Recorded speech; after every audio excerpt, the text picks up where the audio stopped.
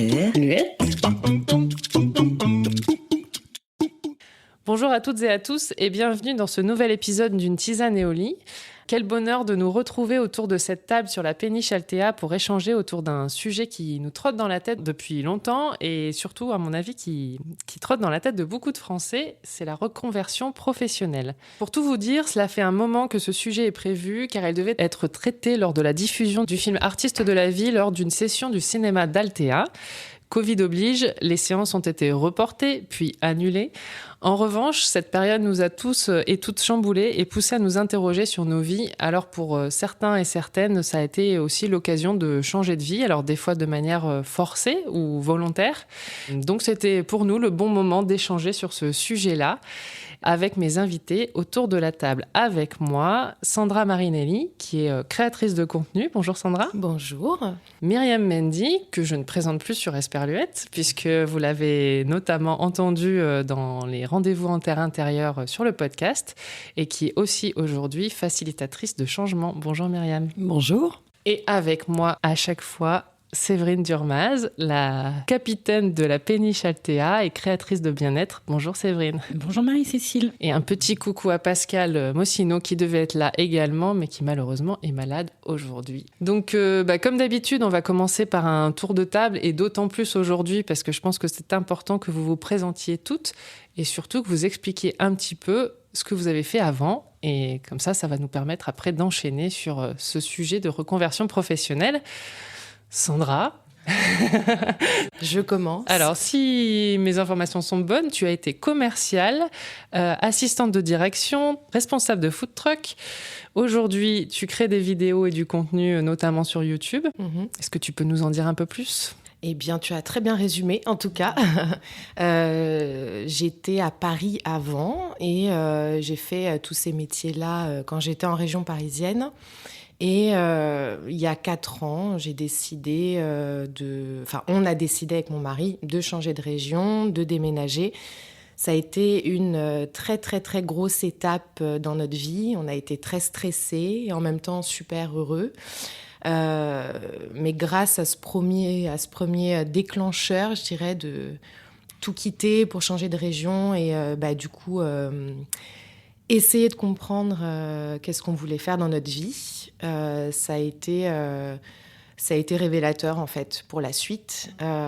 Donc effectivement, maintenant je fais des vidéos sur YouTube, mais ça fait déjà quelques années avant même mon déménagement du coup. Et maintenant, je prends toutes les opportunités qui viennent. Et tu fais notamment des vidéos ASMR. Est-ce que tu peux expliquer en 2 secondes ? Ce sont des vidéos pour détendre les gens par des sons qu'on va produire avec des objets de la vie de tous les jours ou avec des chuchotements, par exemple. Et c'est bien d'écouter ces vidéos-là avec un casque ou des écouteurs parce que ça permet d'être dans une bulle, en fait, et de mieux écouter, j'ai envie de dire. Et voilà, c'est des vidéos qu'on peut écouter le soir pour s'endormir ou j'en ai qui les écoutent pendant leur pause du midi, par exemple, pour se détendre un peu. Et c'est un moment pour soi et c'est à découvrir, je pense. Moi, en tout cas, je ne connaissais pas. J'ai découvert... grâce à toi, puisque j'ai découvert tes cartes positives sur la péniche. On en a parlé dans l'épisode sur la créativité. Et puis, j'ai été un peu curieuse et donc j'ai été voir. J'avoue que j'étais un peu perplexe. Ouais. Je me suis dit, quelqu'un qui va me chuchoter à l'oreille, je vois pas comment ça va me détendre. Et moi, je trouve ça super efficace. Alors, j'écoute pas ça tout le temps, mais il y a des moments, ça fait du bien. C'est ce que tu disais. Je trouve que ça t'oblige à te mettre dans ta bulle parce que t'es obligé de te concentrer aussi sur ces bruits et tout ça. Et donc, ça permet en tout cas, moi, j'ai trouvé que ça permettait vraiment de se déconnecter. Donc, c'était une découverte. On reviendra un peu comment t'es arrivée à ça et tout ça, mais en tout cas, voilà, merci. Myriam, alors, toi, t'étais plutôt une professionnelle du marketing et de la communication. Tu as travaillé plutôt pour des grosses entreprises. Et voilà, si tu peux un peu expliquer d'où tu viens et puis... Et où je vais. Et puis aussi, on t'a rencontré d'abord sur Esperluette par ton interview quand tu étais manager de ville de la ville de Monteux pour la traversée des Arts. Donc voilà, parce que cette évolution? Oui, j'ai fait plusieurs métiers. J'ai commencé infographiste, en fait, donc dans la communication. Et puis, j'ai travaillé effectivement dans le milieu bancaire, dans le milieu autoroutier, où j'étais vraiment dans le service client, le marketing, la communication. Et puis, petit à petit, la vie m'a amenée à... Est-ce que c'est bifurquer? Est-ce que c'est continuer à avancer sur son chemin? Je ne saurais dire. J'ai fait du développement de l'attractivité pour un territoire qui est pas très loin d'ici, qui est les Sorgues du Comtat, où j'étais manager de ville. Et aujourd'hui, je suis professeure de yoga et facilitatrice du changement. Donc là encore, une évolution sur mon parcours. Est-ce que tu peux expliquer en quelques mots ce que ça veut dire facilitatrice du changement? Il fallait trouver un terme, hein, mais j'ai toujours été habituée aux termes un peu bizarroïdes dans mes métiers, donc déjà manager de ville était déjà pas mal. Donc facilitatrice du changement, en fait, c'est accompagner les gens dans ces phases de transition un petit peu d'entre-deux, où le mental se pose beaucoup de questions, où on a nos blocages et où il faut dépasser un petit peu... ces freins. Et du coup, mon idée, c'est d'accompagner en fait les individus ou le collectif, parce que j'aime intervenir en entreprise aussi, en essayant de dépasser ces schémas mentaux. Et ça passe par la compréhension. Le changement est une porte qui s'ouvre de l'intérieur. Et j'ai beaucoup accompagné le changement donc en entreprise pendant toutes mes années. J'ai fait beaucoup de conduite du changement, d'animation de réseau et de gestion de projet. Et on passait souvent par la mise en place d'un outil extérieur ou de nouvelles méthodes. Et au fur et à mesure de mon expérience, même si l'outil était bien mis en place, même si, a priori, les indicateurs de l'entreprise étaient bons et indiquaient que tout allait bien et que le changement était en place, ça ne voulait pas dire qu'à l'intérieur, les gens avaient vraiment changé. Des fois, ça coince. Et des fois, ça coince. Et l'humain est peu pris en considération, enfin, pas en considération, mais il est pas vraiment pris dans sa juste mesure au niveau de l'entreprise, parce que on distingue vraiment le personnel du professionnel. On estime que tout ce qui est, on va dire, intériorité ou développement personnel, c'est lié à la sphère privée. Et moi, c'est vraiment là où j'interviens et j'aimerais vraiment que les entreprises le prennent un petit peu plus en compte. Donc, je vais soit intervenir sur des ateliers ponctuels, des conférences, pour un petit peu faire bouger les choses. Puis sinon, je fais du suivi individuel où j'accompagne les gens, soit sur une transition professionnelle, personnelle, sur une problématique ou par un jeu d'échange, d'image. Je fonctionne beaucoup par image. Je vais aider les gens à mieux comprendre la manière dont fonctionne leur cerveau, les mécanismes de leur mental, et à dépasser en fait leur blocage. Tu as la bonne place pour cette émission. J'essaie de me le faire à moi-même déjà pour essayer de dépasser déjà mes blocages. Donc effectivement, oui. Je pense que c'est une bonne première étape de commencer par soi. Voilà, c'est ça. Il faut expérimenter d'abord. Séverine, tu as déjà un peu raconté ton histoire, mais pareil, si tu peux reposer pour ceux qui ne te connaissent pas encore. Oui. Alors, moi, j'ai travaillé pendant 20 ans dans le tourisme à Paris. Et puis, je pense que je suis assez représentative d'une frange des personnes qui se reconvertissent. C'est-à-dire qu'il m'est arrivé un truc, je tombais malade. Il y a souvent un accident, en fait, qui va donner un signal et qui va dire au corps, le corps va dire au mental, maintenant, voilà, il faut faire attention à soi, il faut s'écouter un peu plus, il faut faire attention, etc. Et en fait, à partir de là, ça a été vraiment le point de départ. Après, je pense que c'était quelque chose que je préparais depuis longtemps avant. Ça faisait 8 ans, en gros, que j'étais en train de me dire que j'aimerais bien mettre en harmonie mes convictions personnelles et mon activité professionnelle. Donc, ça a pris du temps, en fait, pour arriver vraiment à ce que je décide vraiment d'aller voir une coach. Et donc, je suis tombée malade, je suis allée voir une coach qui reçoit aujourd'hui sur la péniche. Donc, je suis super contente de ça, c'est chouette. Et elle m'a vraiment... elle m'a aidée à garder l'endurance, elle m'a aidée à trouver du temps aussi, à faire des choix, à me donner les moyens, en fait. Et je pense que voilà, Maria, elle m'a beaucoup dit, mais si tu veux changer de vie, donne-toi les moyens, donc vraiment. Et ne te laisse pas aspirer par ton milieu, par l'entreprise, etc. Ce qui était vraiment le cas à l'époque, je me laissais aspirer. Donc voilà. Du coup, ça a été assez radical. Après, à partir du moment où j'ai pris la décision, j'ai monté le projet, j'ai vu la coach, et puis j'ai acheté la péniche, et puis la péniche est née. Voilà. Et voilà. Et on est dessus. On est ravis. Quelle bonne idée. C'est ça. Donc, bonne transition. Je voulais vous demander aussi, pour vous, ça a été quoi le déclencheur? Donc, toi, c'était une maladie. Sandra, de ton côté, qu'est-ce qui a fait... donc, tu as embarqué. Alors, je ne sais pas qui a pris la décision en premier ou qui a dit à l'autre par rapport à ton mari... on en a marre, on s'en va. Mon mari avait envie déjà depuis quelques années de partir de Paris parce que lui était dans la restauration. Il l'a toujours été pendant très très longtemps. Et il voulait une autre vie. On voulait aussi commencer à fonder une famille. Et à ce moment-là, en tout cas, on ne se voyait pas le faire à Paris.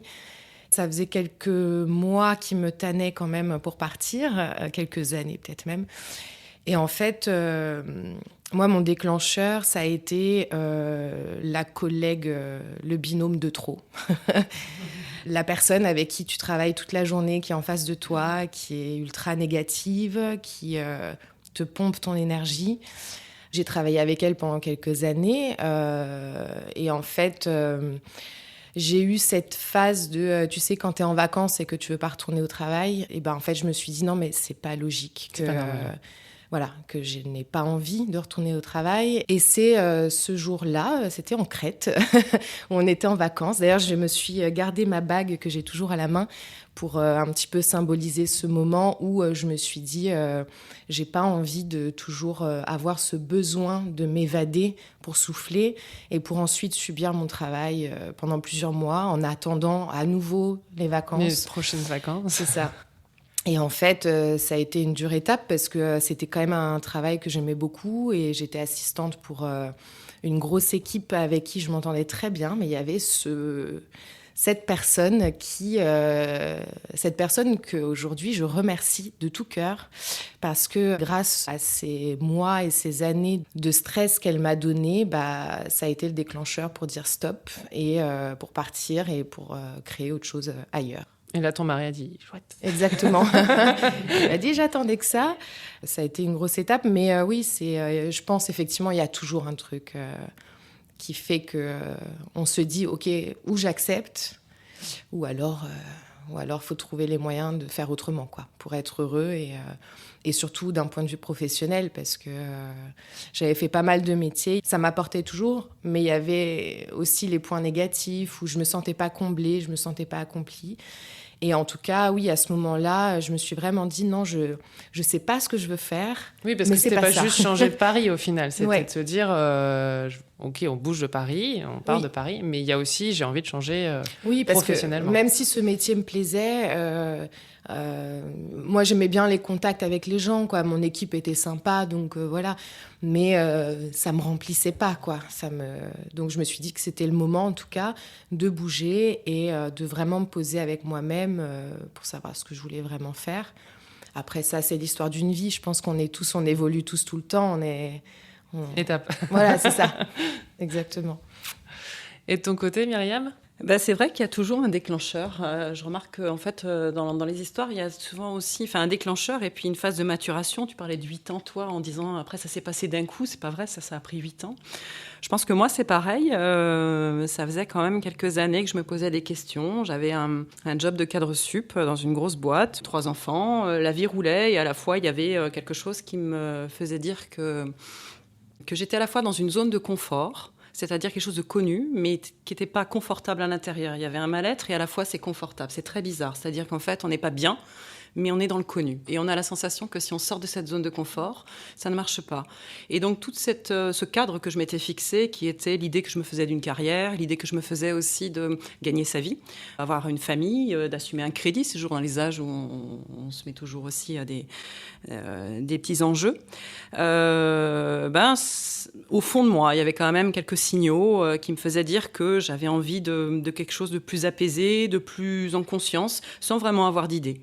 Et puis, un peu tout comme toi, la maladie m'a rattrapée d'une manière un peu violente, suffisamment pour que je repense mon modèle en peu de temps. Et de surtout avoir modifié totalement mon cadre. C'est-à-dire qu'en fait, mon premier changement a été de me dire, mais en fait, ce cadre que mon mental m'a fixé, mais il est factice en fait. parce qu'en fait, il n'y a pas de limite, il n'y a que les limites que je me mets moi. Et le fait de me dire, est-ce que tu veux vivre avec des regrets ? Et si demain tout s'arrêtait, ce qui était un peu le message, le message qu'il y avait un peu à cette époque-là, on va dire, est-ce que vraiment tu aurais fait tout ce que tu voulais et pourquoi t'attends en fait ? Et donc, de là, en fait, mes verrous ont complètement sauté. C'était dans un rendez-vous de médecin, je me souviens très bien du moment, et ça s'est fait en 3 secondes. Donc, très bizarre, très violent, et à la fois, je pensais ce qu'il me fallait. Et donc, je suis repartie de là. J'ai pas, bien sûr, commencé à changer de vie tout de suite. Enfin, ma vie avait changé, puisque j'étais en chimiothérapie, donc ça a un peu changé quelques mois.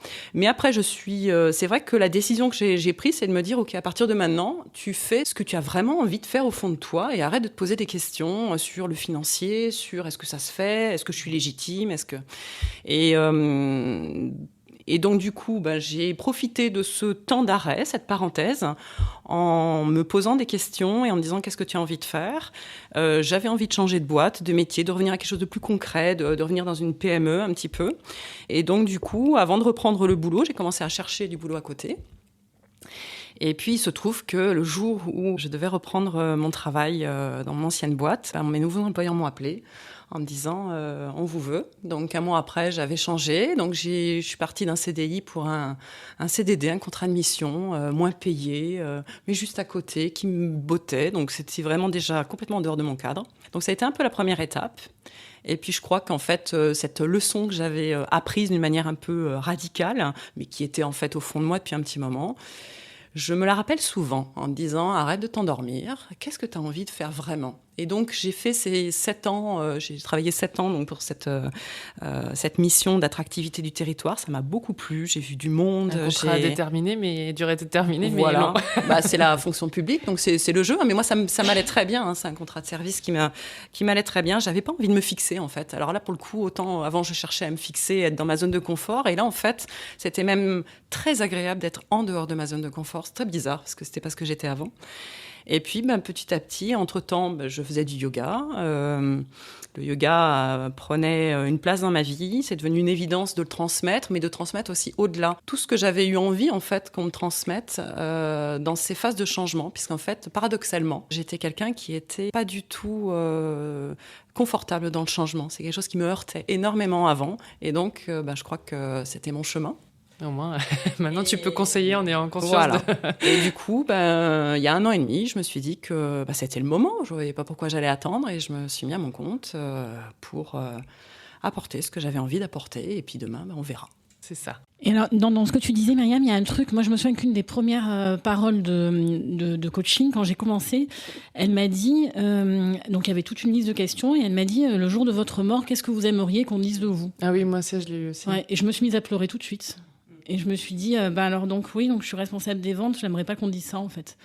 Et parce que ça me représente pas, quoi. Enfin voilà, c'est pas ça. Qu'est-ce que je suis en train de faire ? Enfin, c'est pas moi, quoi. J'étais responsable administration des ventes, véhicules légers, télépéage.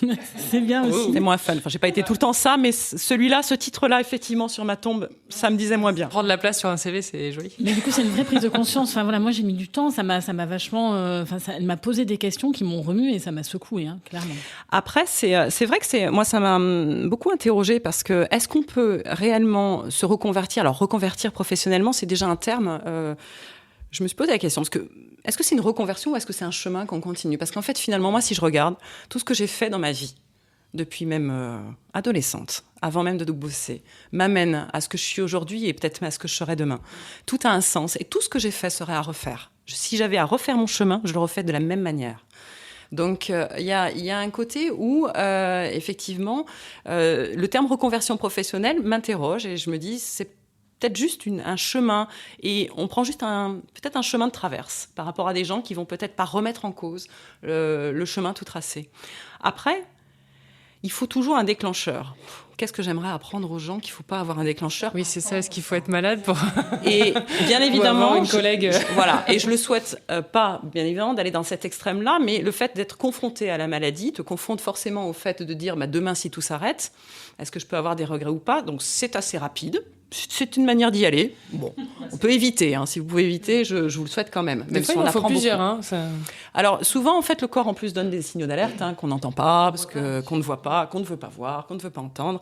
Donc... Au moment où on tombe bien malade, il y a déjà eu 10 alertes avant. En fait. Voilà, c'est ça. Donc, c'est pour ça que je ne le souhaite pas aux gens et que je vous souhaite d'écouter un petit peu avant. Mais ça peut être effectivement d'autres prises de conscience. Souvent, ça peut être un licenciement, un divorce, peu importe, il y a des... Mais un confinement. C'est-à-dire qu'à un moment donné, pour que le changement arrive, il faut qu'il y ait une mise en mouvement. Et pour qu'il y ait une mise en mouvement, il faut qu'il y ait quelque chose qui fasse que vous sortiez, en fait. Parce que sinon, on y reste, même si on n'est pas forcément super heureux, mais on n'est pas forcément malheureux non plus. Donc, je comprends que les questions que la coach t'ait posées sont là un peu pour confronter et mettre en mouvement, mais cette mise en mouvement, et en fait, c'est ça qu'il faut trouver. Et qu'est-ce qui nous met en mouvement? Donc, ça dépend, ça peut être aussi un conjoint qui à un moment dit « je veux bouger », et donc, par amour, on le suit. Non, puis tu as le côté rationnel, le côté... moi, je me disais, donc là, je vais dépenser 1 500 €, admettons, pour un coaching, pour gagner 2 fois moins après, et je vais quitter un boulot en CDI, en télétravail, hyper bien payé. Et là, on te regarde, on te dit, mais ça va pas bien, qu'est-ce qui se passe? Pourquoi tu quittes un boulot comme ça? T'es au courant, il y a du chômage en France. Et tu dis, oui, mais je vais quand même le quitter, en fait. Oui. Je vais quand même y aller. T'as eu ça aussi, Sandra, quand t'es partie? Alors moi, je sais, quand je suis partie de Paris, j'étais... responsable de relations presse dans une agence, et quand j'ai dit que j'allais habiter dans un petit village du sud de la France, on m'a tous regardé, genre... T'es sûre? Ça va aller? J'ai eu ça, mais je trouve que j'ai quand même eu des personnes en face de moi qui avaient envie de le faire malgré tout, en fait. Et qui étaient rattrapées justement par leur mental ou par cette société qui leur disait... maintenant, je ne sais pas s'ils y sont encore, mais... Oui, c'est ça, parce que moi, celles qui m'ont dit « Ah oui, j'aimerais faire comme toi », elles y sont toujours. Donc... Mais à l'époque, en tout cas, j'ai pas senti de l'envie dans leur regard, mais ça se sentait qu'ils ne me prenaient pas tant pour une folle que ça, en fait, qu'ils comprenaient que j'avais ce besoin-là, de toute façon, de partir. Et puis c'est pareil, nous on partait de Paris, on a laissé CDI et CDD, mais pour quelque chose, on n'avait rien de prévu en fait. Dans le sud, on avait juste réussi à trouver une location du coup pour se loger quand même, c'est important. Pas mal. Et mais on savait pas du tout qu'est-ce qu'on allait faire, mais on se sentait bien avec ça. Et je pense que les gens ont compris en fait. Mais tout le monde attend son petit déclencheur pour le faire. Oui, puis d'ailleurs, est-ce que c'est du courage ou est-ce que c'est de l'insouciance ou de l'inconscience? Oula. Oui. Alors mon père, mon père aurait dit, oui c'est ça, de l'insouciance peut-être. Non, parce que souvent les gens qui regardent ça disent waouh, faut oser, et ils regardent ça avec envie.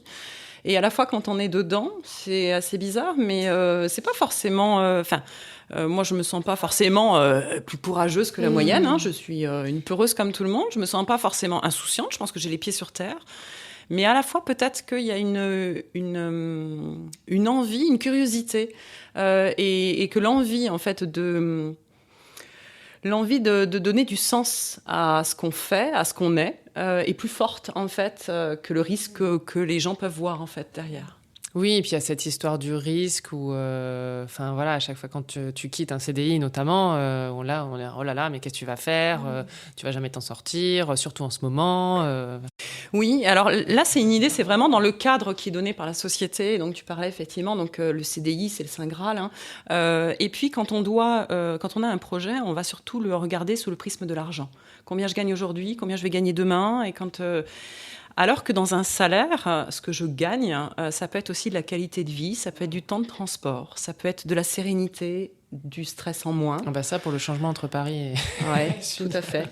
Mais c'est surtout que tu disais par rapport au Saint Graal du CDI, mais c'est aussi que moi, on m'a toujours dit toute ma vie que travailler, c'était pas un plaisir, en fait. Oui, il y a une... tu vois, oui, mais mon CDI, il me plaît pas. Oui, mais c'est pas grave, t'as un CDI, c'est le plus important, en fait. Et mais qui aime aller travailler? Personne aime aller travailler. Tu te réveilles le matin, tout le monde est de mauvaise humeur, mais c'est comme ça, la vie. C'est comme ça. Oui, la vie, c'est pas un conte de fées. T'es pas censé t'épanouir. T'es pas censé t'épanouir dans ton travail. En tout cas, c'est pas comme ça qu'on l'entend, quoi. Oui. Et c'est au moment où tu ouvres les yeux et que tu dis, mais est-ce que c'est possible que je puisse travailler toute la journée dans un domaine qui me plaît. En fait, il y a la notion japonaise là, de ikigai qui est top, de se dire voilà, ce dans quoi je suis bon, ce qui me plaît, ce pourquoi je pourrais être payée et ce dont le monde a besoin. Et c'est ça. Et je pense que quand on ouvre les yeux là-dessus, on se dit non, mais en fait, j'ai le droit d'être heureux dans mon travail et j'ai le droit de me lever le matin, d'être heureux et j'ai le droit de ne plus avoir besoin de vacances pour souffler. Enfin, bon, on a tous envie de partir en voyage quand ça sera possible. Mais on est sur une péniche, c'est déjà pas mal. Voilà. Moi, c'est mon petit voyage des 6 derniers mois. Là. On démarre Waouh. ou pas? Non, On démarre, on y va. Mais ferme les yeux, tu peux avoir On va jusqu'au pont d'Avignon, super. tu verras. Ça va être chouette. Mais ouais, en tout cas, c'est aussi ce côté-là où moi, ça m'a un peu... ça m'a donné une claque de me dire non, je ne dois pas subir mon travail. Quoi. Sachant qu'en plus, quand vraiment on fait ce pour quoi on est fait, alors c'est un peu bizarre la manière dont je le dis, mais je crois qu'on a tous au fond de nous un potentiel à développer, quelque chose pour lequel on est doué. Et quand vraiment on s'aligne là-dessus et qu'on le fait, mais qu'est-ce qu'on est rentable pour une entreprise voilà. ou pour soi-même. Je veux dire, il n'y a rien de mieux quand on dit, mais non, on est là pour travailler, mais c'est hyper rentable pour une Après, entreprise. c'est vrai que moi, on m'a souvent dit, oui, mais si tout le monde faisait ce qui lui plaisait, il y aurait plein de boulot, il y aurait plus de gens, ou en tout cas, il y a plein de métiers qui seraient plus occupés, et donc, on peut pas tous faire ce qu'on veut. Je suis pas d'accord avec ça, mais c'est vrai que c'est un peu ce qu'on nous inculque tout le temps dans la société, à l'école notamment. Oui, et puis il y a des personnes qui ont des corps de métier qui, ça nous intéresse pas du tout, mais que peut-être eux sont très satisfaits là-dedans aussi. Enfin, après, c'est vrai que c'est propre à chacun. Oui, parce que ça va aussi dans ce que tu disais sur l'organisation de la journée. Tu peux aussi te dire, bah oui, je commence très tôt le matin, je fais quelque chose qui n'est pas forcément hyper fun, mais derrière, j'ai toute ma journée. Ça me permet de faire autre chose, de la peinture ou je sais pas quoi. Donc et puis après, on peut se réaliser aussi en dehors du... Enfin, on n'est pas forcément obligé d'être... là, on est dans la reconversion professionnelle, mais on peut très bien aussi avoir un job alimentaire et puis avoir à côté, se réaliser vraiment sur un projet à côté sans forcément être payé pour ça. Et ce boulot alimentaire peut permettre justement voilà. de créer quelque chose. Et puis on n'est pas obligé de travailler dans le bien-être non plus, parce que là, quand même, autour de la table... En préparant l'émission, je me suis dit quand même, alors là, on est... Ils sont toutes passées d'un bureau à un boulot de bien-être. Donc ce n'est pas obligatoire. Mais c'est vrai qu'Histoire des talents, c'est vraiment ça. Moi, c'est un truc, j'ai compris, oui, quel était mon talent. Je l'ai cherché, en fait. Et du coup, depuis que je suis autour de ça, eh ben, je sais que je suis à la bonne place. Et se rendre compte, effectivement, qu'on est à la bonne place, au bon endroit, au bon moment, ben, c'est trop génial. Oui, et puis ça coule plus facilement. Enfin, moi, je trouve qu'après, en fait. Alors, ça n'empêche pas d'avoir des galères, c'est pas non plus, c'est effectivement pas le monde des bisounours, hein. Mais je trouve que même les galères, elles passent pas de la même manière. Si tu croises quelqu'un qui est désagréable, tu te dis, de toute façon, oui, c'est pas grave. Alors que si t'es toute la journée à côté de quelqu'un de désagréable, c'est pas pareil. Enfin, je trouve qu'il y a, tu t'arrives à relativiser beaucoup de choses une fois que tu sais que t'es au bon endroit, en fait. Et après, ça coule plus facilement. Même si, voilà, c'est... Mais après, il y a le côté aussi, je pense, des auditrices et des auditeurs qui nous écoutent, de la culpabilité aussi de ne pas y arriver. Et c'est pour ça, quand tu disais que ça n'empêche qu'on peut quand même avoir un travail alimentaire, mais essayer de s'accomplir autrement à côté. Parce qu'il y a beaucoup de personnes... moi... j'ai des retours, par exemple, de mères célibataires avec 4 enfants qui vont me dire, mais... moi, je peux pas tout plaquer pour essayer de trouver... parce que je sais au fond de moi que je veux faire autre chose, mais je peux pas. Financièrement, c'est pas possible. Et je pense que, bien entendu, tout n'est pas... toutes les décisions ne sont pas à prendre comme ça, du tac au tac. Mais on peut réfléchir à tout ça et ça peut... s'organiser petit à petit, quitte à se dégager un peu de temps pour faire autre chose, une passion, quelque chose qui nous apporte. Et la vie fera que peut-être ça sera de plus en plus, on ne sait pas. Oui, et puis ça n'empêche pas, effectivement, quand on prend des décisions, de prendre en compte toutes les problématiques financières, familiales. Voilà, c'est... Mais ça ne devrait pas être un frein, en tout cas, pour s'écouter. Voilà, au moins prendre le temps de s'écouter, de réfléchir et de se dire, bon, ok, je me rends compte que là, ce que je fais aujourd'hui, ça ne me va pas, mais peut-être qu'il y a moyen de faire évoluer pour que ça aille un peu mieux et que je me lève le matin en me disant ça va quoi, j'ai envie d'y aller. Parce que ça, moi je trouve qu'il n'y a rien de pire que de se lever le matin. Oui, c'est ça. C'est-à-dire, quelle horreur. J'y retourne. Tu as raison, effectivement, quand on peut écouter des interviews comme on fait là et se dire, elles en sont là, ok, tu as ta péniche, ton activité, t'es sortie de Paris, c'est super. Ça peut, on retient que ce qu'on veut retenir. Tu disais quand même, ça t'a pris 8 ans. Moi, ça m'a pris à peu près pareil aussi, le fait que ça mature. C'est assez inconscient, ça monte, tu as des périodes plus ou moins, tu as des déclencheurs, tu as des gens sur ton chemin aussi qui jouent, des fois tu les croises pas longtemps, mais ils vont te dire une phrase, ils vont t'interroger, ils vont te poser une question. Et le seul fil conducteur, je pense qu'il faut retenir, c'est souvent quand on a une idée, quand il y a vraiment un allant qui nous arrive et d'un coup dans ces périodes un peu où on réfléchit, souvent on se dit oui, mais, ou alors ça va être le pourquoi, mais pourquoi et comment. Et en fait, l'idée, c'est peut-être plutôt dire pourquoi pas. C'est-à-dire pourquoi on est toujours en train de se demander, dans nos vies, d'autant plus aujourd'hui, moi c'est ce que je dis à mes enfants, vous allez être amenés à faire plusieurs métiers.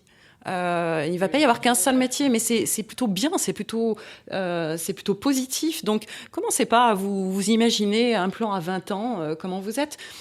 Faites les choses et surtout, posez-vous toujours la question de pourquoi pas. Vous avez envie de ça, tout de suite, ne voyez pas les freins, essayez déjà de voir ce qui peut être possible. Et puis après, éventuellement, on revient effectivement à des choses plus terre-à-terre où on regarde. Mais tout n'est pas figé si on regarde. On parlait d'études de marché, de business plan, des choses comme ça. C'est nécessaire. C'est bien d'en faire aussi à un moment donné. Et puis, il y a un moment donné, il faut se dire... on verra, on va inventer en marchant. Et puis, il y a des choses qui se font. Alors, c'est pas toujours une science exacte, faut pas non plus se lancer à l'aveuglette, mais tout n'est pas non plus inscrit. On ne peut pas avoir la garantie que ça marche. C'est se mettre en mouvement. Et en fait, peut-être qu'on a visé la Lune, mais qu'on va atterrir dans les étoiles, comme dirait... je crois que c'est Monsieur Lee. Mais ça n'a pas été présenté. Mais bon. Non, puis même un CDI, on n'est jamais sûr. Même quand on a un CDI, on n'est jamais sûr de ce qui va se passer. On voit bien avec le Covid, avec la situation. Il n'y a finalement aucun métier, aucun boulot qui fait que tu sais exactement ce qui va se passer dans ta vie pendant les 20 prochaines années. C'est tout à fait triste en plus. C'est ça. Si tu sais ce que tu vas faire pendant 20 ans. Et où est-ce qu'on sera dans 20 ans ? Oula. Là aussi. Après tout. Alors là, on peut faire une deuxième émission. La marge. Et à partir du moment où vous avez changé, vous êtes lancé, qu'est-ce qui a fait que...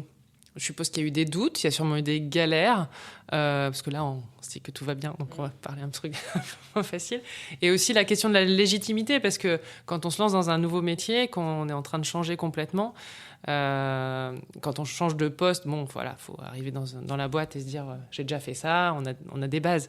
Mais quand on change complètement de métier, à partir de quand on se sent légitime, et ce fameux syndrome de l'imposteur qui nous empêche souvent d'avancer, qu'est-ce que ça a été pour vous, le moment où vous vous êtes dit oui, j'y vais, et en tout cas c'est peut-être pas parfait, mais je me lance quoi, je me sens légitime, en tout cas j'y vais. Qui commence. Je dirais, ouais, et puis j'ai pas de... Parce que toi, en plus, Sandra, tu te montres dans une vidéo, donc on te reconnaît, quoi.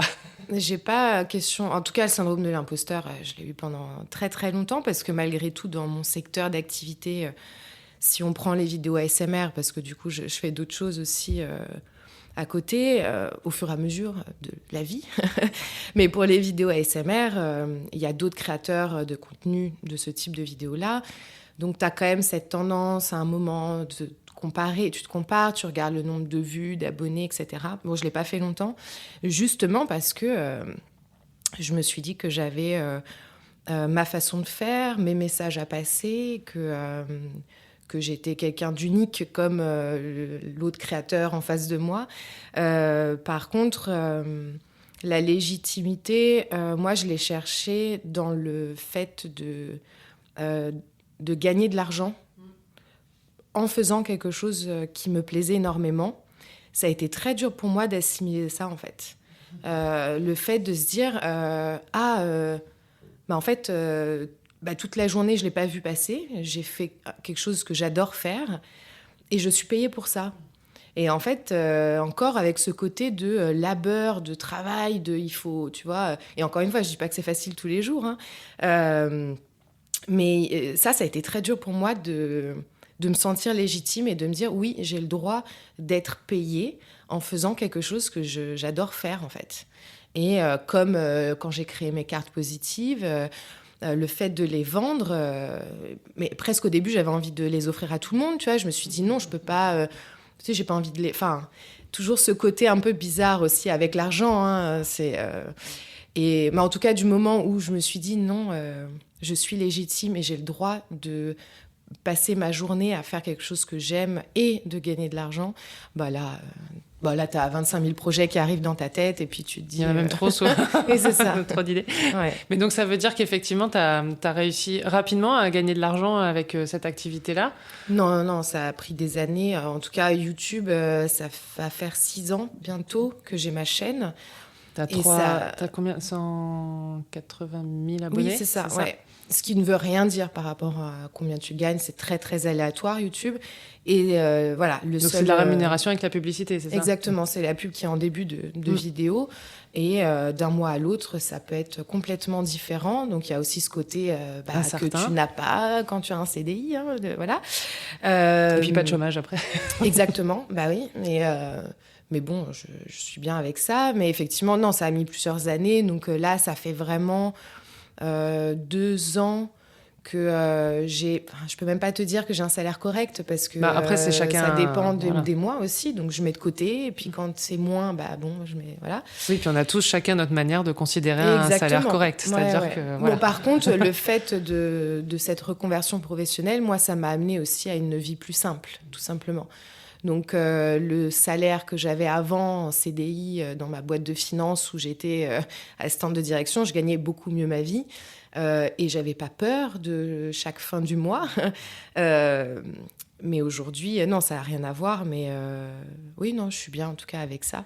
Ça s'entend. Tant mieux. Oui, c'est ça, c'est aussi d'assumer. C'est pas le tout de prendre la décision de changer et de se dire, on verra bien. Mais ça va avec un mode de vie, en fait. C'est sûr que si je continuais à faire autant de shopping que j'en faisais à Paris, YouTube, ça serait pas assez. Bon, déjà, la vie à Paris coûte plus cher, ça c'est certain. Exactement, ouais, c'est clair. Ça c'est sûr, déjà sur le loyer, c'est ça. Mais oui, après, il faut adapter de toute façon. Quand on prend en compte une reconversion professionnelle, il faut prendre en compte tout ce qui fait partie de la vie et effectivement être prêt ou pas. Et ça, dans ces cas-là, il faut l'assumer à gagner plus ou moins d'argent. Parce que je pense que là, autour de la table, vous avez toutes perdu en salaire, pas en salaire. Ça dépend ce qu'on met dans le salaire. Voilà, c'est ça. C'est ça que je dis. En argent. En chiffres, en tout cas. Oui, moi, je gagne moins que ce que je gagnais avant, mais je gagne plus. Autrement. Oui, largement plus. Ça. Ouais. Et toi, pareil, la légitimité. Alors toi, t'es au début. Alors moi, je suis au début. Je me soigne. Hein,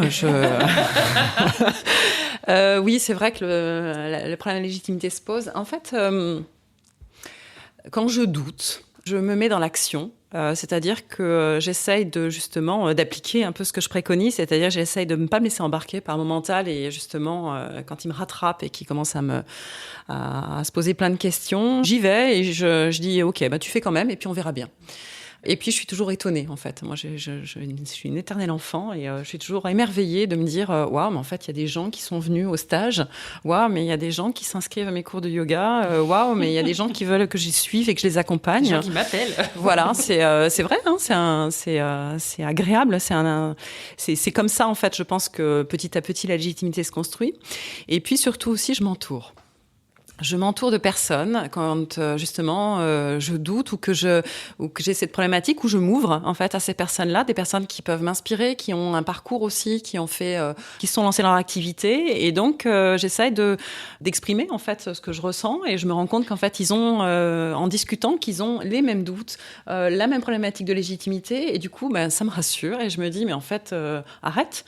On est tous pareils. Et parce que je trouve ces gens-là légitimes dans ce qu'ils font, je me dis, pourquoi toi, tu ne serais pas légitime dans ce que tu fais? Et c'est quoi la légitimité, finalement? Alors, je suis quand même allée chercher des diplômes, parce que ça, c'est mon côté cerveau gauche. J'ai besoin quand même un peu de se rassurer. Donc, pour le yoga, notamment, j'ai fait une certification internationale parce que ça me paraissait bien. J'ai choisi une formation qui était bien exigeante. Ça m'a... Voilà. Alors que tu étais encore en poste. Alors que j'étais encore en poste, j'ai fait ça à côté, j'ai fait ça, mais à la fois, bizarrement, juste avant de recevoir mon diplôme, et ça y est, je m'étais libérée. C'était le chemin nécessaire justement pour me dire, et si tu ne l'avais pas, et si, qu'est-ce que ça représente finalement? Et au bout de ces 2 ans de formation presque, au moment où on m'a dit ok, tu l'as et tu vas le recevoir par courrier, j'en avais plus besoin. Mais mais c'est comme ça, c'est l'histoire, c'était mon chemin. Mais effectivement, ça m'a quand même titillé. Donc ça reste quelque chose qui est sous-jacent, cette problématique de légitimité. Et je crois que c'est toujours quand c'est la société dans laquelle on vit. On est en France, on a besoin de diplômes, on est dans des cases quand même. C'est pas négatif, mais on est culturellement dans une société qui a besoin de voir un CV. Ouais, qui note plus les erreurs que le. Voilà, que et où l'expérience est importante, le CV. Et après tout, est-ce que tu es légitime si tu as de l'expérience ou si tu as des clients? Pas forcément. Faut juste avoir confiance. Mais c'est vrai que quand on fait son premier devis ou qu'on reçoit son premier paiement, je trouve que c'est le moment tu te dis quand même peut-être qu'en fait j'ai fait le bon choix, ou en tout cas il y a des gens qui me font confiance, donc oui, que je suis dans le bon. Ça vient petit à petit en fait. C'est certain qu'au bout de quelques paiements on se dit ça a l'air d'être quand même bon, le premier c'était pas une erreur, le deuxième c'était pas pour ma bonne bouille, finalement ça a l'air d'être vraiment sérieux. C'est vrai que ça vient au fur et à mesure, donc ça remet en confiance, mais je crois que c'est important vraiment de bien s'entourer autour aussi de gens qui sont dans cette dynamique là, qui essayent aussi de comparer, parce que ça remet un petit peu dans ces réflexions, et ça permet de sortir un petit peu de ces tergiversations et de ces doutes.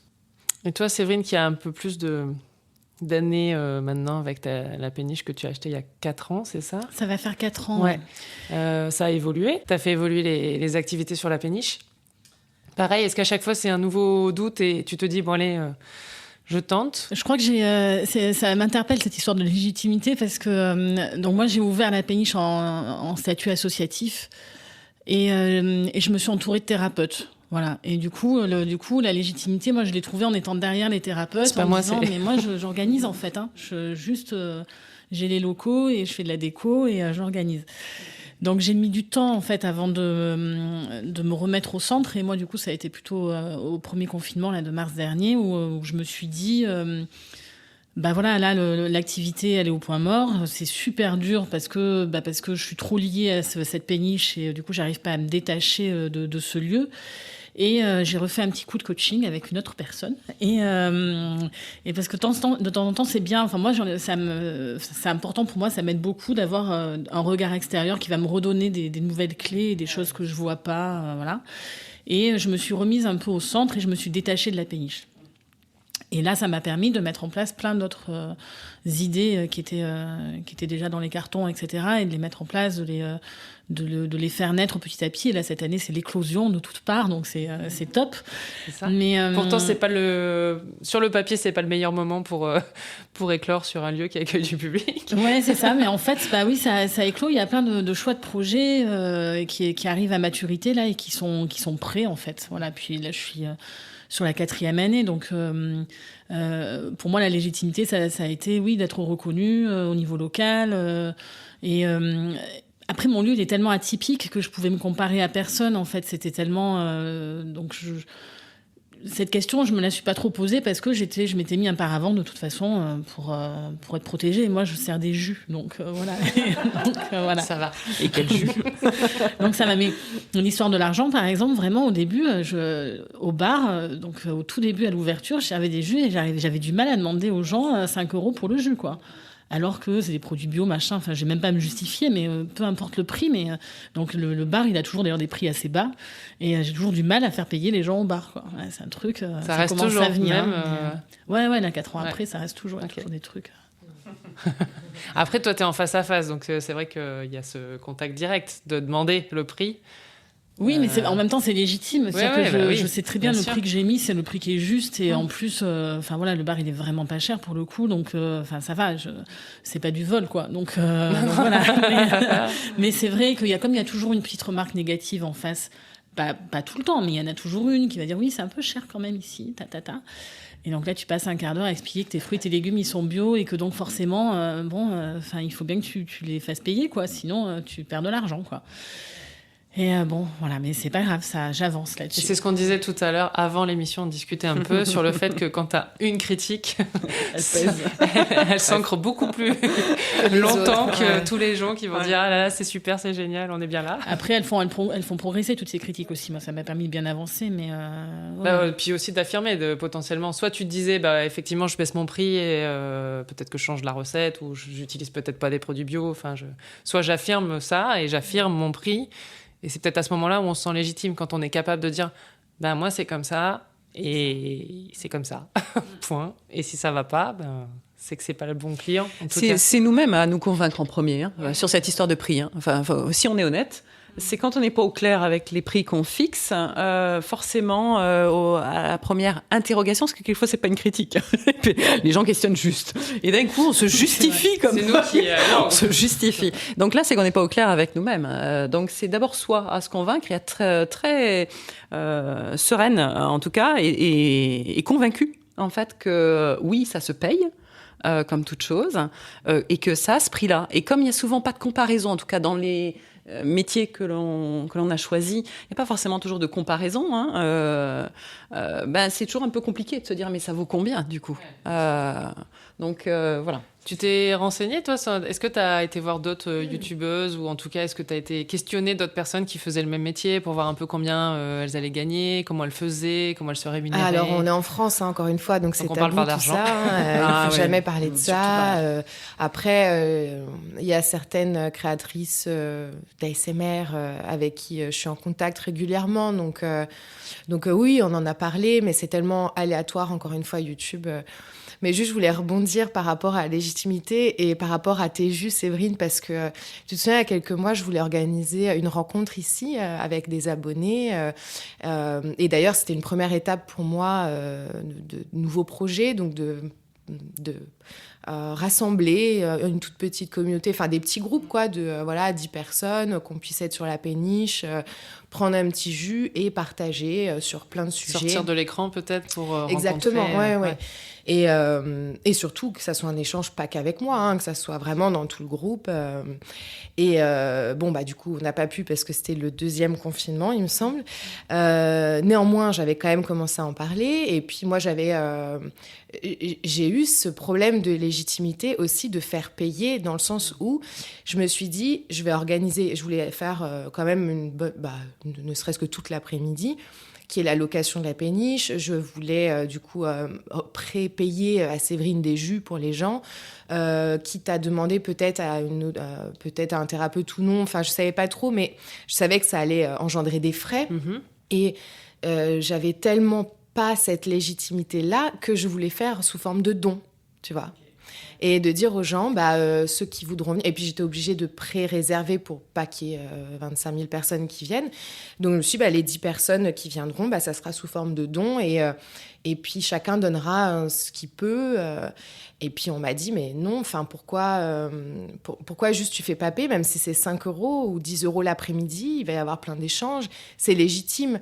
Et en fait, je me suis dit, OK. Donc, du moment que j'ai été entourée, du coup, et qu'il y a d'autres personnes qui m'ont dit ça, je me suis dit, d'accord, ok, d'ailleurs, je ne sais même plus ce que je m'étais mis en tête, parce que je crois que j'avais dit ou pas, je ne me souviens plus. Mais en tout cas, je me souviens surtout des retours que j'ai eus de personnes qui étaient très, très désappointées que dans le milieu, justement, spirituel ou de bien-être, qu'on puisse faire payer les gens pour venir passer une après-midi. Et du coup, ça m'a remis ça en pleine figure. Où je me suis dit, j'aurais dû m'écouter. Non, mais j'aurais dû l'offrir à tout le monde. Mais finalement, tout ça, je l'aurais payé moi-même de ma poche. Toi, par contre, tu étais prête à payer pour l'organiser? Oui, parce que je m'étais dit, je vais offrir ça aux gens, je vais offrir ce moment, etc. Sauf que non, encore une fois... c'est pas négatif de payer quelque chose. C'est normal. Il y a des jus, il y a une location, il y a. Puis on a tous besoin de payer son loyer, je pense que de les manger. personnes, tu vois, les personnes qui me suivent, par exemple, sont habituées aussi à avoir du contenu gratuit, par exemple, sur YouTube. Oui, mais ils ont l'impression que en fait, c'est le problème à mon avis, de YouTube, c'est qu'ils ont l'impression que c'est gratuit parce que ils sortent pas de l'argent, mais comme ils ont de la publicité. Oui, mais en tout cas, mais en tout cas, c'est un contenu qui est gratuit. Oui. Et du coup, quand toi, en tant que youtubeuse, tu proposes une après-midi où tu dis, ça sera, je sais pas, 10 € par personne. Oh là là. Bon, non. Ah non, c'est gratuit. Comment tu peux demander aux gens qui te suivent de payer, tu vois? Même limite, peut-être, tu prends la grosse tête maintenant. Exactement, oui. Et ça, c'est un très gros travail à faire, c'est vrai, hein, de se dire, mais je suis pas en train d'escroquer les gens, quoi. Donc ça veut dire que là, si quand on pourra recommencer, ça sera 100 € par personne. Je vais monter le prix de la salle. Là, attends, j'ai fait un très gros travail avec moi-même, d'accord? Je me sens légitime. Et l'année prochaine, c'est 300 €. Voilà, et ça sera 15 minutes. Non, par contre, je me sens effectivement beaucoup mieux avec cette idée-là, parce que finalement, ces critiques ou ces remarques m'ont permis, malgré tout, de me poser et d'avoir une réflexion aussi par rapport à ça, et de me dire, comment moi je vois les choses, sans penser aux critiques qu'il pourrait y avoir. Et maintenant, je suis bien avec ça. Oui, puis de toute façon, que tu fasses payer 10 € ou 100, tu auras toujours des gens qui vont te dire ça va pas, c'est trop cher, je comprends pas. Enfin voilà. Et puis après, moi, je trouve que quand tu organises quelque chose, de faire payer, déjà, ça responsabilise aussi les gens de venir. Parce que moi, je sais que j'ai déjà été sur des organisations d'événements où, pareil, on s'était dit, notamment un TEDx, on va dire, on va le faire gratuit parce que, voilà, on avait eu les subventions, tout ça. Super, sauf qu'au final, on avait réservé une salle où il y avait, 300 places. Les gens s'étaient inscrits, avaient leur place, et il y a un tiers, je pense, le matin qui n'est pas venu. Donc, on a refusé des gens. Oui. Et je pense que si juste on leur avait fait payer 5 €, on aurait eu des gens qui viendraient pas parce que t'es malade le matin, ok, mais pas à ce niveau-là, quoi. Et juste le fait de dire je fais payer, donc ça veut dire que déjà ça valorise mon travail, parce qu'il y a quand même ça. Et en plus de ça, ça responsabilise la personne qui vient. Alors après, si c'est trop cher, c'est trop cher, mais... Puis c'est un travail, c'est-à-dire qu'en fait, effectivement, dans le milieu du bien-être, il y a une frontière qui est un petit peu fine. Et il y a d'abord des gens qui interviennent dans le milieu du bien-être, on va dire, en dehors de leur travail. Donc déjà, les frontières sont plus floues, mais ça reste un travail. Et donc, il y a un moment donné, tu donnes de ton temps, de tes conseils, tu organises. Et donc, rien que ça fait que ça vaut quelque chose. Tout à fait. Je suis d'accord. D'habitude, quand il y a un blanc, c'est parce que faut que vous passiez le micro avec Pascal. Non. Non. Ok. Moi, j'ai eu l'impression que ça allait dire quelque chose. Elle pense à monter le prix de ses jus, en fait. C'est ça. Revoir sa carte et se dire, finalement... Non, l'histoire des jus, c'est un truc. Quand j'ai monté le projet de la péniche, je m'étais dit, je vais pas supporter de faire des jus et d'aller les servir aux gens. Et parce qu'il y a un côté, j'avais un poste à responsabilité et d'un coup, tu te dis, je vais aller servir des jus aux gens, puis ça va me gonfler. J'aime pas le contact direct, etc., etc. Et en fait, aujourd'hui, je crois que c'est ce que je préfère. J'adore ça. J'adore ça et ça me manque carrément les gens qui viennent et puis de partager, parce que c'est pas le fait. La péniche, c'est petit, donc du coup, c'est un vrai partage. C'est pas juste un jus. Je vais pas dire que c'est une expérience, mais on n'est pas loin quand même. Quand même. Donc l'idée, c'est ça, c'est de pouvoir expliquer aux gens ce qu'ils boivent, pourquoi ils le boivent, pourquoi c'est les fruits de maintenant, de saison, pourquoi j'ai choisi ces assemblages-là. Et puis il y a le côté. Je pense que ça vous arrive évidemment à vous aussi, mais le fait que ça soit un lieu, il y a le côté inspirant. Moi, je trouve ça génial d'inspirer d'autres personnes. Et après, c'est pas grave si tout le monde ne fait pas une reconversion, mais au moins, c'est effectivement ces personnes que tu croises sur ton chemin. Et des fois, je me dis, en toute humilité, mais je me dis que oui, voilà, je donne des petites graines à chaque personne et qu'ils vont en faire quelque chose pour plus tard, quoi. Et que tu peux inspirer toi aussi. Ouais, je trouve ça génial d'être passé dans le côté des gens un peu inspirants qui peuvent donner envie aux autres de changer. Je trouve ça génial. Alors, tu as dit quelque chose qui est assez vrai, c'est en tout cas ne pas se comparer. C'est-à-dire d'abord se comparer aux autres, parce que c'est pas forcément moteur de se comparer. Souvent, on regarde la bouteille est moitié vide entre ce que les autres arrivent à faire et pas soi. Mais surtout aussi par rapport à sa vie d'avant.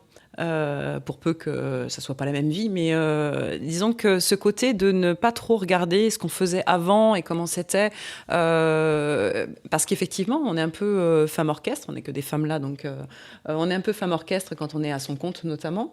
On peut se retrouver à faire des choses pas forcément très glamour ou voilà, à être vraiment au four et au moulin. Et si on commence à regarder ça en se disant mais est-ce que c'est ça mon métier, est-ce que ça se résume à ça, ben là, si on commence à faire une comparaison, ça va enlever ses talents et il faut vraiment sortir des cases, vraiment sortir du contexte et se lancer en restant bien aligné sur ce qui nous a poussé, ces talents qui poussent et qui donnent du sens en fait. Donc toi, c'était la péniche. Après, ok, servir des jus fait partie du lot. Et puis finalement, bah, ça devient même un plaisir. Oui, et puis si ça t'avait pas plu, t'aurais pu faire évoluer et finalement te dire bah, je le fais plus ou j'embauche quelqu'un pour le faire. Oui, à la base, j'avais prévu d'embaucher quelqu'un pour le faire, mais en fait, j'aime bien les faire. Finalement. Et en plus, cette période-là où tu peux pas les faire te conforte dans cette non, mais c'est vrai que aussi quand tu prends la décision de changer et les personnes qui sont dans ton ancienne vie vont te dire mais donc là tu quittes ce boulot bien payé pour aller faire des jus et changer les toilettes sèches dans la chambre d'hôte. Ben, oui. Ah oui, ça. Oui. Réduit à ça, oui, effectivement. Mais il y a plein d'autres choses autour. Oui. Et sinon, c'est aussi ma société et c'est aussi moi qui l'ai fait grandir. Et voilà, il y a des tonnes d'autres choses autour. Super transition pour ma prochaine question. Merci. Avec plaisir. Qui était voilà. Qui était justement, c'est quoi le regard de vos proches, ou en tout cas de vos amis, de votre famille, quand vous avez annoncé je change de vie, je pars, je quitte mon CDI, et que vous avez annoncé votre nouveau projet. Ça a fait quoi? Et ton mari, avant, lui, ça allait. Oui, c'est ça. Non, surtout qu'encore une fois, quand on est parti, on n'avait pas de projet. Donc, je pense que c'était encore plus compliqué d'expliquer ça. Mais bon, comme d'hab, je pense qu'il y a eu de la peur de la famille et des amis, un peu de peur, et puis en même temps, beaucoup de confiance, en fait, pour nous. Enfin, je pense qu'ils nous faisaient vraiment confiance. Et aujourd'hui, ce qui est drôle, c'est que, parce que ça a été la grosse étape, mais depuis, on a mis en place plein de différents projets qui se sont arrêtés, on a commencé d'autres, etc. Et à chaque fois qu'on dit un nouveau truc qui nous vient en tête, bon, j'ai envie de te dire, maintenant, ils sont habitués, tu vois, donc ils se disent... Parfois, ça paraît un peu... Oui, c'est ça. Mais même pour nous, c'est ça. Je dis pas que ça devient un jeu, mais on continue à se challenger dans la joie, j'ai envie de dire. Donc voilà. Donc non, enfin nous, on n'a pas ressenti trop de retours négatifs par rapport à ça, quoi. Il y a toujours la peur, ça c'est sûr. Je pense que nos parents, voilà, ils ont eu peur, ils auront toujours peur, comme quand nous on devient parents, c'est pareil. Mais non, ça a été. On n'a pas eu besoin de se justifier pendant des mois et des mois de nos choix, quoi. En plus, ils se sont dit qu'ils allaient avoir une bonne destination de vacances, donc. Exactement. C'était toujours déjà c'est ça. Et c'est vrai que partir en se disant en tout cas annoncer de partir en se disant j'ai pas de projet, en tout cas je sais pas exactement où on va. Oui, ça, il y a un moment. Ouais, mais bon, ils nous faisaient confiance, donc. Et puis vous étiez peut-être tellement sûr de vous aussi. Oui, c'est ça. Ouais. Oh, ils ont vu, ils avaient bien vu qu'il n'y avait pas moyen qu'on n'allait pas changer négociable. d'avis, donc c'est ça. Ce qui est intéressant, ce que tu as dit, c'est maintenant, je ne sais plus comment tu as dit ça, mais maintenant c'est un jeu et on a de nouveaux projets. Et bon, ça fait un peu partie de on vous. se challenge souvent. Et c'est vraiment étonnant, c'est-à-dire que quand on sort du cadre et de sa zone de confort, le plus difficile est la première fois. Ah, mais vraiment. C'est toujours de sauter à l'eau la première fois. Et une fois que c'est fait, en fait, on comprend qu'on a des ressources, on comprend qu'on a survécu. Et ça amène mais finalement, elle n'était pas si froide. Confiance, vraiment. Et c'est assez. Et en fait, après, ça devient un plaisir. Oui. Et en fait, moi qui, effectivement, a eu beaucoup de mal à franchir cette zone de confort la première fois, et donc avec ce fameux coup de pied aux fesses, je me surprends aujourd'hui à me dire, allez, on y va, et que ça ne m'effraie pas du tout comme avant. Ça ne veut pas dire qu'il n'y a pas des doutes, mais effectivement, et ça c'est vraiment une leçon à apprendre, c'est de comprendre, c'est-à-dire le plus difficile est le premier pas. Oui, et puis que c'est justement ça, c'est de se dire les doutes sont normaux, les galères, voilà, c'est logique. Par contre, que ça ne devienne pas des freins. On trouve les ressources au fur et à mesure. Et puis, si on commence à anticiper, on n'aura pas les réponses à tout. Et donc, les problèmes se règlent au fur et à mesure qu'ils arrivent. Il n'y a pas un jour après l'autre, c'est déjà pas mal. Oui, tout à fait. Et toi, Séverine, de ton côté ? Moi, j'ai été ultra soutenue et je pense que c'est vraiment. J'ai eu de la chance et j'ai de la chance parce que d'abord j'ai un homme qui me soutient toujours et qui croit en moi, etc. Et j'ai une maman aussi qui croit en moi et qui m'a aidée financièrement notamment. Donc voilà. Et c'est du coup ces deux personnes-là. Je pense que quand on change effectivement de vie, c'est hyper important d'avoir quand même des personnes proches qui croient en ce qu'on va faire, parce que sinon, si en plus il faut aller convaincre les personnes proches, c'est compliqué, difficile, quoi. Et à partir de là, après les autres, c'est pas grave. Voilà, moi après, je pense que les autres, ils m'ont tous mis. J'étais déjà dans une case un peu la faux folle de service. Bon, voilà, du coup, j'étais un peu. Bon, voilà, ça allait avec, quoi. Voilà, c'est logique. Mais par contre, sur le fond, vraiment, oui. Mon mari et ma mère, ça a été un truc, ils m'ont suivi depuis le début et ils ont cru en moi et ils m'ont aidé. Et puis après, il y a eu tout l'entourage, tous mes amis, toutes les personnes qui ont cru.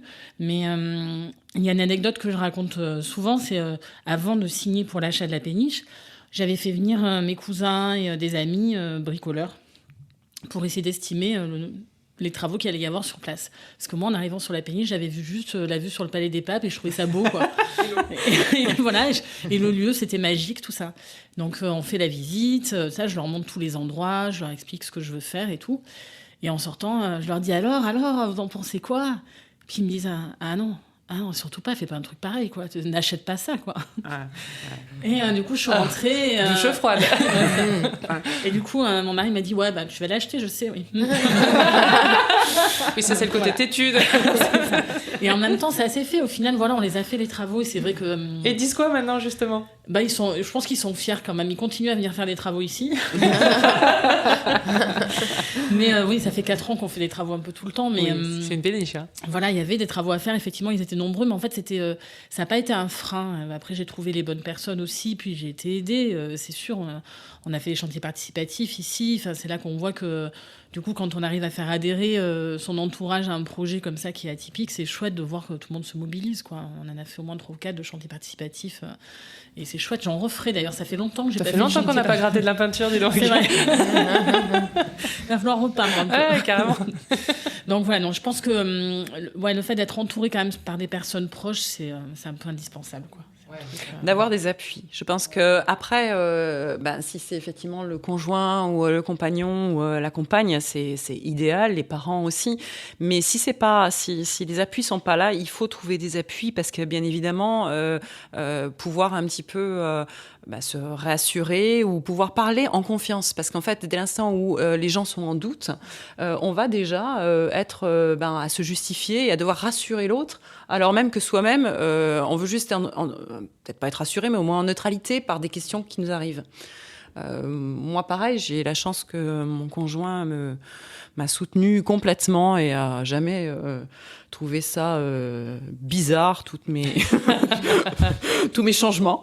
Donc c'est pas toujours tout, mais voilà, mais il est là et c'est essentiel. Bien évidemment, moi dans mon cheminement, parce que c'est reposant. Disons que j'ai pas une remise en cause de ce côté-là. J'ai déjà suffisamment de remise en cause en moi. Et t'as pas besoin de te justifier non plus tout le temps, parce qu'en plus son conjoint, on l'a à la maison tous les jours. Voilà, tout à fait. Donc du coup, lui ne remettant pas en cause, mes 3 ados de garçons ne me remettent pas en cause non plus. Il y a un peu un clan familial qui fait que, ok, si papa a l'air ok, nous aussi, parce qu'ils auraient pu aussi trouver ça un peu bizarre. Pas, tout va bien. Le fait que maintenant il y ait des gens qui viennent à la maison faire du yoga.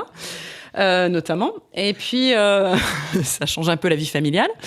Après, dans l'entourage proche, en fait, je me suis assez... je n'ai pas voulu chercher un aval.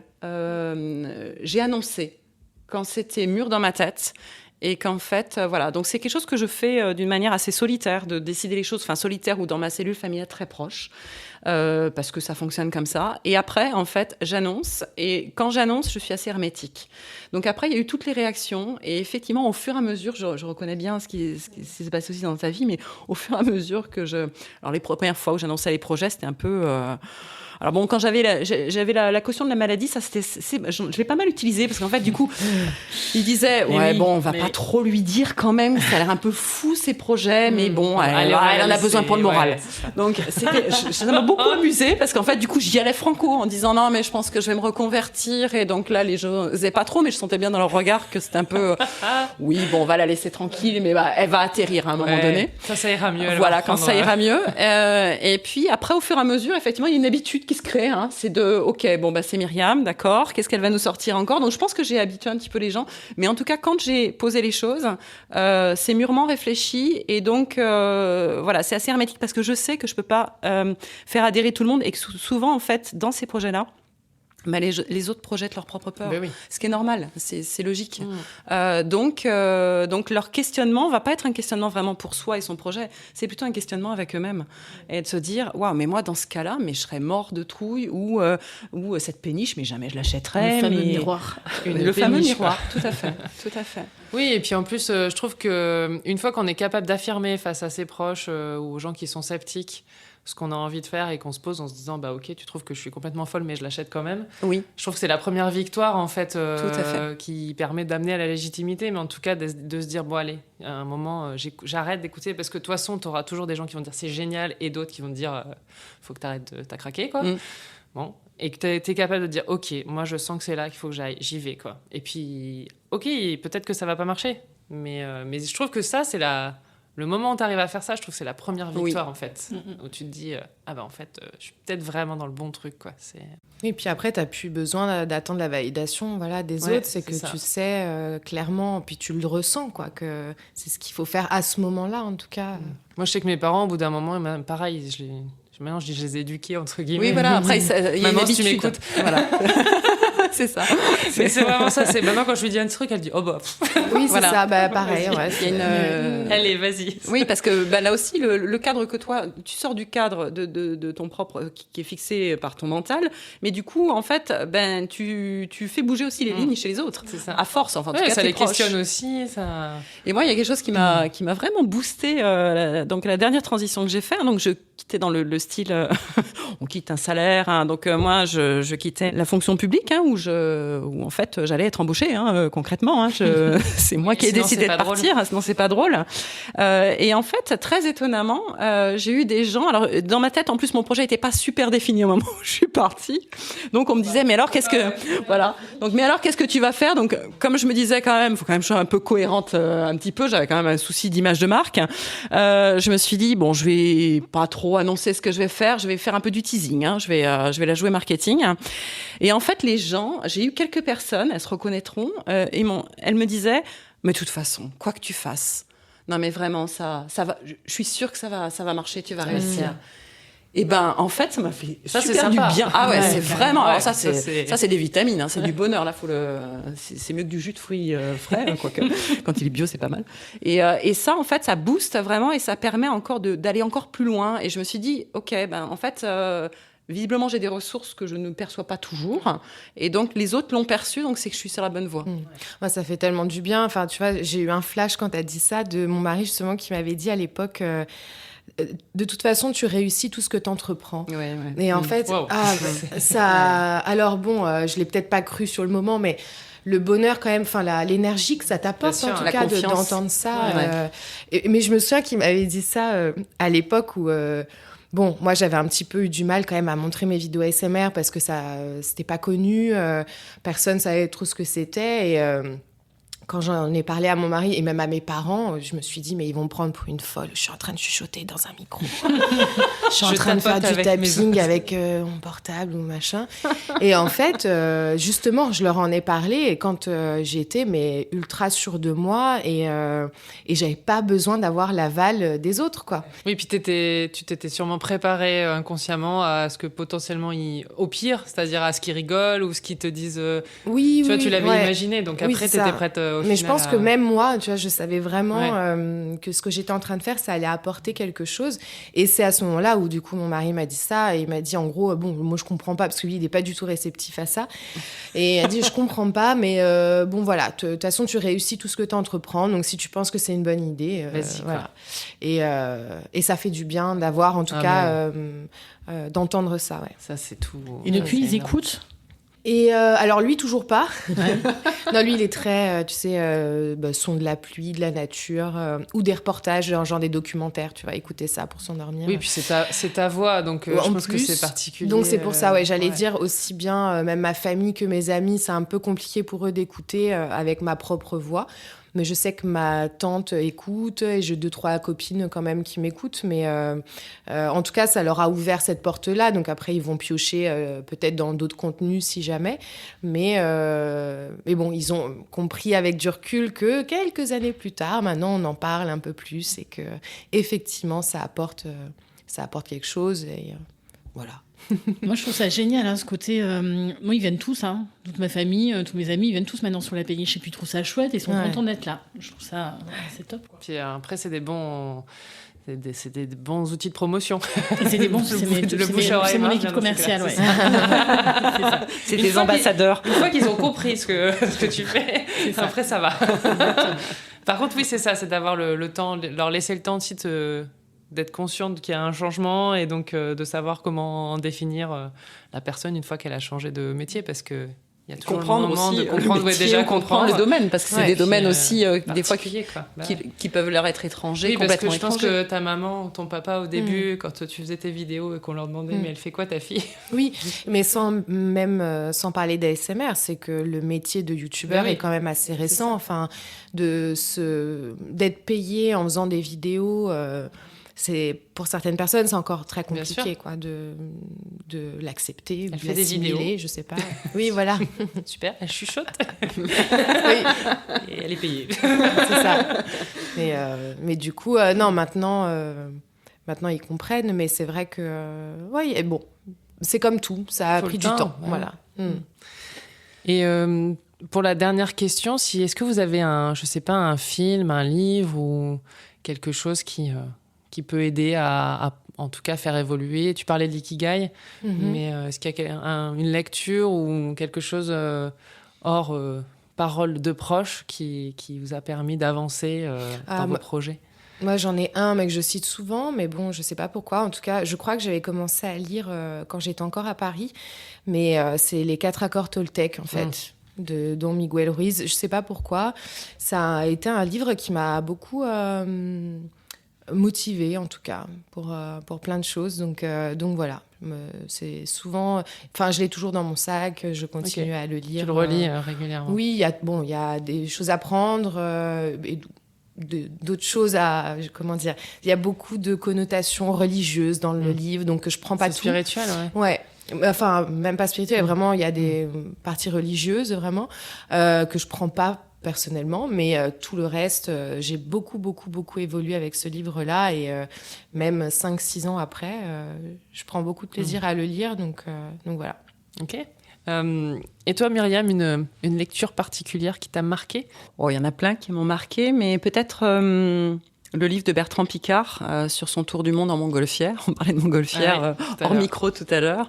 Il en a écrit plusieurs, mais tous ces récits, en fait, d'abord font une analogie avec la vie et avec cette aventure qui est assez extraordinaire d'avoir fait le tour du monde en ballon, alors que c'est pas forcément un sujet qui m'intéressait, mais son livre est étonnamment plein d'images et plein d'analogies avec la vie qui m'ont beaucoup aidée et beaucoup appris. Tu te souviens du titre?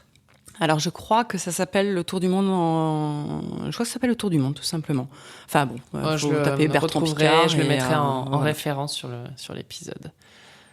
de ton côté ? Et moi, c'est pas un bouquin, c'est plus... moi, le début de mon changement, il s'est fait aussi avec les colibris. En tout cas, ça a été consécutif. Et du coup, le premier docu que j'ai regardé où je me suis dit, voilà, il faut que je change, c'était Solutions locales pour un désordre global de Colline Serrault. Vraiment, ça a été un électrochoc. Et je me suis sortie de là en me disant, voilà, moi aussi, en fait, je veux aider, je veux participer au changement, vraiment. Et après, il y a eu Enquête de sens, il y a eu le film Demain, enfin voilà, tous ces films-là. Mais je pense que Solutions locales, pour moi, ça a été un truc qui m'a... Où derrière, j'ai fait une formation en permaculture, enfin voilà. C'était le début du changement, quoi. Ouais. Voilà. En parlant d'enquête de sens, il y a Sismic, le très bon podcast Sismic, qui vient d'interviewer Marc de la Ménardière. L'interview est passionnante où justement il raconte ce qu'il raconte un peu dans le film, mais il va plus loin puisque maintenant il a le recul après la sortie du film. Et déjà Sismic est un très bon podcast, mais celui-là que j'ai écouté avant-hier est particulièrement passionnant, donc je vous le conseille. Et Enquête de sens, même si c'est sorti il y a un moment, ça vaut vraiment le coup de le regarder parce que c'est vraiment ça sur la reconversion, enfin sur la prise de conscience de le boulot que je fais, il n'a pas de sens et j'ai envie d'aller vers autre chose. Qui part d'un choc où il se casse une cheville et donc il est obligé de rester chez lui pendant plusieurs semaines, donc il regarde des documentaires et là il se rend compte de ce qui se passe dans le monde. Mais voilà, donc chacun sa mise en mouvement, son déclencheur, son déclic. Super. Et moi j'ai trouvé une petite citation que je trouve pas mal d'Albert Einstein qui dit « La logique vous conduira d'un point A à un point B et l'imagination et l'audace vous conduiront où vous le désirez. » Voilà, donc il ne reste plus qu'à être imaginatif et audacieux. Et pour conclure cet épisode, est-ce que vous pouvez toutes rappeler où on peut vous retrouver, vous écouter, se détendre grâce à vous? Pour ma part, sur YouTube, sous Sandra Relaxation ASMR, et j'ai mon site internet où je parle un petit peu de tout ce que je fais sur sandra-marinelli.com. Oui, parce qu'on a beaucoup parlé de la ASMR, mais il y a beaucoup d'autres choses. Tu as une chaîne YouTube aussi avec ton mari. Exactement, qui est justement sur le bien-être personnel et de la planète aussi. Et je fais des petites créations. Et si on essayait ? Donc, si on essayait, et puis pareil, notre but à la base, c'était d'aller rencontrer des thérapeutes, pareil, pour faire des interviews de médecine douce, etc. Mais bon, là, c'est un peu compliqué parce que voilà. Et sinon, on retrouve les petites créations que je fais, des cartes positives. Des cartes positives, tout ça. Super. Myriam?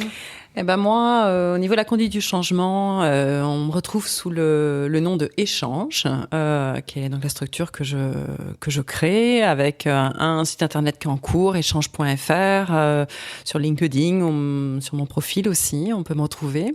Et puis sur la partie plutôt yoga, donc j'ai rendez-vous en terre intérieure. Évidemment. Site internet enterreintérieure.fr, une page Facebook, Instagram. Voilà, vous pouvez me retrouver sur les réseaux sociaux, un petit peu partout. Super, merci. La Péniche Altea est située sur l'île Pio à Avignon. Et elle bouge pas. Elle bouge pas. Elle a un site internet, une page Facebook. On peut maintenant désormais réserver son sauna en ligne. Il y a toujours la chambre d'hôte qui fonctionne et les thérapeutes qui reçoivent. Et puis plein d'autres. Puis il y a une petite nouveauté audio quand même. Il y a une petite nouveauté audio qui s'appelle un nouveau podcast. Que je crée avec Marie-Cécile Drécourt. mais qui est cette personne? Qui s'appelle Ma thérapeute et moi, et qui a un podcast dont l'objectif est d'ouvrir aux médecines douces en partant des petits mots du quotidien. C'est ça, essayer de donner des solutions pour soulager les petits mots du quotidien grâce aux médecines douces. Voilà, et on se régale à l'enregistrer ensemble. Et merci beaucoup à toutes les quatre. J'espère que cet épisode aura permis à nos auditeurs de, au moins, déjà se poser pour réfléchir à leur chemin, ou en tout cas au chemin que vous allez prendre dans le futur. Et puis, on se retrouve bientôt sur Esperluette. Et là, on va aller prendre une tisane et au lit.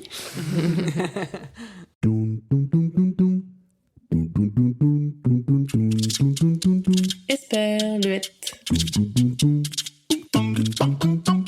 Esperluette.